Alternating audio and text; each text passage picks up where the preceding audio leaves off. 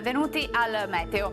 Alta pressione e dunque bel tempo sul nostro territorio, ma anche molta nebbia in alcune zone. Vediamo dove nel dettaglio di mercoledì 19 gennaio.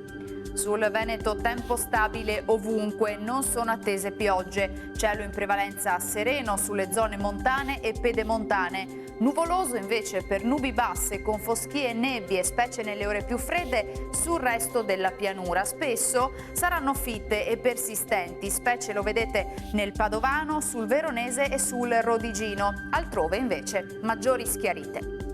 Temperature in lieve calo, minime tra -5 e 1 grado, massime comprese invece tra i 4 e i 7 gradi.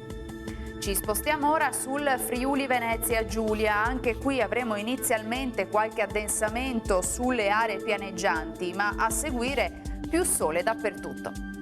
Temperature minime tra -1 e 3 gradi, massime sui 7-10 all'incirca. Infine diamo uno sguardo alla situazione del Trentino Alto Adige, dove avremo, come vediamo, un ampio soleggiamento. Il cielo in questo caso sarà sereno o al massimo velato.